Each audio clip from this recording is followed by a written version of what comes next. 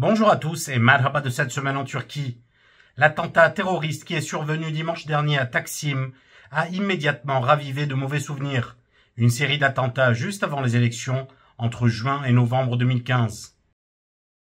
Une bombe a explosé dimanche dernier sur l'avenue Istiklal dans le quartier de Taksim, l'une des rues les plus fréquentées d'Istanbul. 6 personnes ont été tuées et 81 blessées dans l'explosion. Le ministère de l'Intérieur tient les groupes séparatistes kurdes le PKK et le YPG pour responsables de l'attentat. Ces derniers ont nié toute responsabilité. Après l'attentat, des images d'une femme vêtue d'une tenue de camouflage et quittant précipitamment les lieux ont commencé à circuler sur Internet, juste avant que le gouvernement ne commence à restreindre la bande passante de tous les sites web de médias sociaux. La femme dans les images est identifiée comme étant Ahlam al-Bashir, une supposée ressortissante syrienne, la principale suspecte dans l'affaire. Al-Bashir a été appréhendé dans les heures qui ont suivi l'attaque, avec 51 personnes soupçonnées d'être liées à l'attentat. Le suspect identifié comme étant Ahmed Jerkas aurait emmené Al-Bashir chez sa mère pour se cacher et aurait été chargé d'emmener Al-Bashir en Grèce, une histoire confirmée par les autres locataires de l'immeuble. Al-Bashir a été appréhendé par la police peu après l'attaque. La perquisition de la résidence a révélé une importante somme d'argent, de l'or et au moins une arme de poing. Selon les informations de l'agence publique Anadolu, lors de sa déclaration à la police, Al-Bashir aurait avoué perpétrer l'attaque.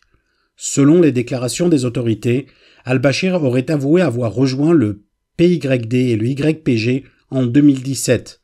Elle aurait alors reçu l'ordre de son supérieur, surnommé Hadji, de commettre l'attentat.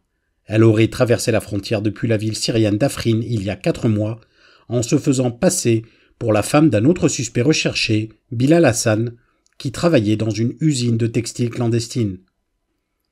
Mais une certaine confusion était apparente au sommet de l'État, alors que le ministre de l'Intérieur Süleyman Soylu a déclaré refuser les condoléances des États-Unis, accusé depuis de nombreuses années de soutenir le YPG.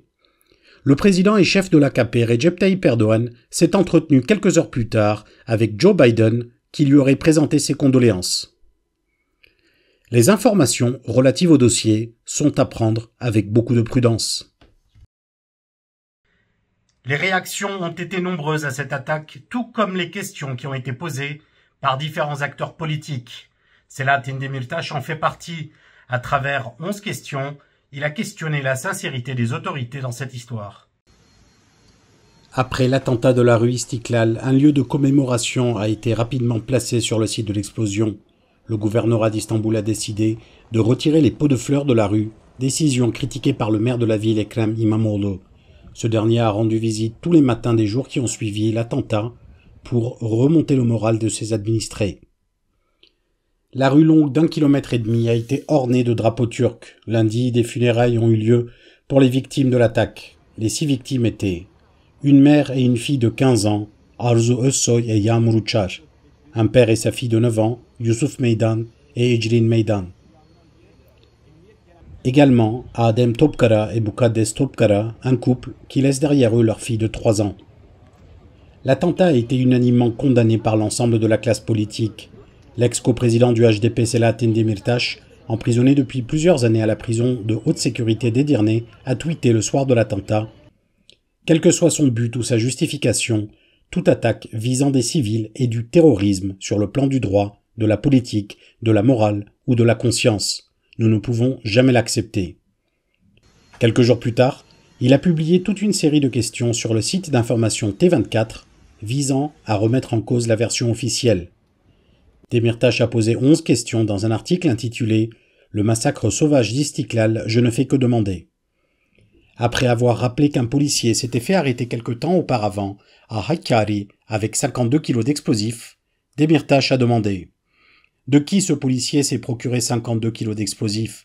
Pourquoi cela n'a toujours pas été révélé? Qui étaient les acquéreurs à Istanbul de ces 52 kilos d'explosifs? Pourquoi cela n'a toujours pas été révélé? Pourquoi est-ce que ce policier n'a pas été suivi pour être appréhendé avec les acquéreurs? Pourquoi est-ce que Süleyman Soylu a donné des informations sur l'opération le même jour? N'a-t-il pas pensé que les acquéreurs à Istanbul pourraient prendre la fuite? Ou bien était-ce justement ce qu'il espérait? Outre les 52 kilos d'explosifs interceptés, Y a-t-il d'autres explosifs non interceptés qui ont pu arriver à Istanbul? À qui appartenait la bombe qui a explosé à Istiklal? Lorsque la bombe a explosé, Süleyman Soylu était à Idlib. Comment se fait-il qu'après être rentré, il se soit hâté d'expliquer le jour même que l'origine de la bombe était de Kobané et Afrin? Serait-on en train de préparer les esprits à une opération militaire en Syrie juste avant les élections? Qui est la personne appréhendée comme coupable, présentée comme ayant reçu une formation des renseignements, et qui visiblement faisait tout pour se faire attraper, puis prise en photo avec un t-shirt où il était inscrit New York? Au nom de qui a-t-elle effectué ce massacre? Demirtas continue en disant « Bien sûr, ce ne sont que les instances de la justice indépendante et de l'investigation impartiale qui peuvent répondre à ces questions, sous réserve de trouver ce type d'organisme dans la Turquie actuelle. » Puis Demirtas conclut « Est-il possible de réaliser un massacre sauvage au beau milieu d'Istiklal sans avoir des relais à l'intérieur de l'État? Le président Erdogan ne ressent-il pas le besoin de regarder le mode opératoire de l'attentat, de ses détails de manière plus précise, afin de ne pas avoir à dire dans l'avenir « Nous avons été bernés » ou bien pense-t-il que les déclarations officielles sont suffisantes? Le ministre de l'Intérieur avait indiqué le nord de la Syrie comme origine des attaques terroristes. L'armée a commencé à bombarder cette région depuis hier soir. Les forces armées turques ont lancé une opération militaire aérienne dans le nord de la Syrie et de l'Irak. Le ministère de la Défense nationale a annoncé qu'à l'heure actuelle, 89 points différents ont été touchés par les frappes aériennes. À 1h12 hier soir, le compte Twitter du ministère de la Défense nationale a publié une photo d'un avion de chasse qui décolle, avec pour commentaire « C'est l'heure des comptes, les scélérats sont tenus responsables de leurs attaques perfides ». Puis le ministère a publié le communiqué suivant. En neutralisant le PKK, KCK, YPG et d'autres éléments terroristes. Afin de prévenir les attaques terroristes contre notre peuple et nos forces de sécurité du nord de l'Irak et de la Syrie, d'assurer la sécurité des frontières et de détruire le terrorisme à sa source, conformément à nos droits de légitime défense découlant de l'article 51 de la Charte des Nations Unies, l'opération aérienne Griffe épée a été lancée dans les régions du nord de l'Irak et de la Syrie, qui sont utilisées comme base d'attaque contre notre pays par des terroristes. Selon les informations de TRT World, Kobané fait partie des cibles touchées. Le porte-parole des YPG, Nouri Mahmoud, a déclaré qu'en 2014, l'État islamique avait terrorisé Kobané avec une mentalité de djihadiste et que maintenant, le régime Erdogan attaquait Kobané avec la même mentalité. Ces frappes interviennent après l'attentat d'Istiklal qui a coûté la vie de 6 personnes. La police d'Istanbul avait rapporté que la femme arrêtée avait déclaré avoir été formée par le PKK-PYD-YPG en tant que, je cite, officier spécial du renseignement. Le ministre de l'Intérieur Süleyman Soylu avait quant à lui affirmé que, je cite, l'ordre venait de Kobané. Un haut responsable turc s'adressant à Reuters avait déjà donné le signal de l'opération. Il avait dit « Cette attaque aura des conséquences. Cette attaque a montré une fois de plus que la Syrie est un problème de sécurité nationale pour la Turquie. Il existe déjà des études sur ce sujet, et le président l'a également annoncé. Il y a une opération en cours contre le PKK en Irak. Une fois cela terminé, certaines cibles en Syrie seront les suivantes. » Le président et chef de l'AKP a effectué une visite en Indonésie pour le G20. Il en a profité pour rencontrer plusieurs dirigeants.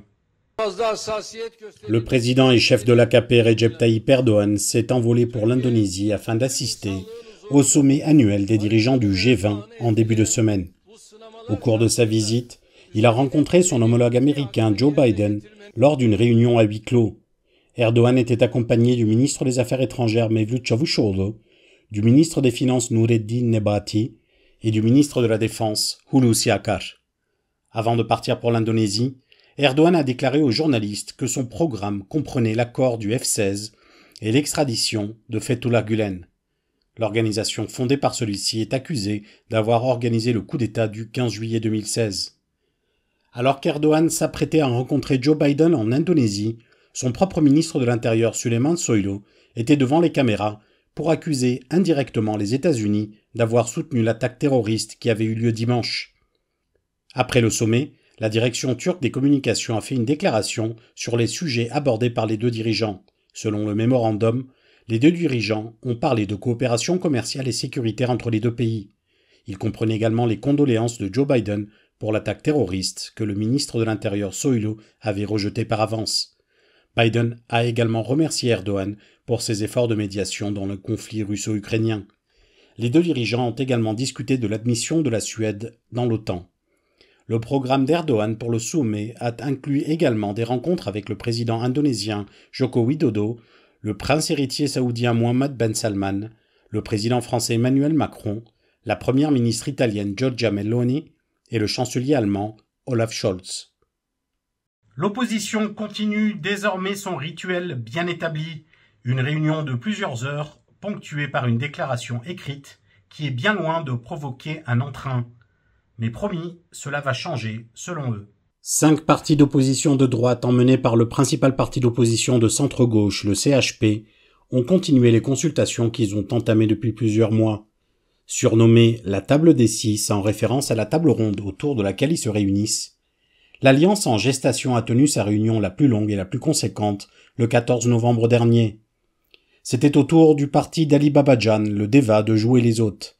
Au cours de la réunion, les dirigeants de tous les partis ont condamné l'attaque terroriste sur l'avenue Istiklal dans un communiqué conjoint. Ces réunions ont souvent été critiquées pour le peu d'entrain qu'elles soulèvent, mais cette fois-ci, les dirigeants ont assuré avoir une nouvelle feuille de route dans laquelle la coalition promet de se réunir plus souvent et de commencer à travailler sur la nouvelle constitution.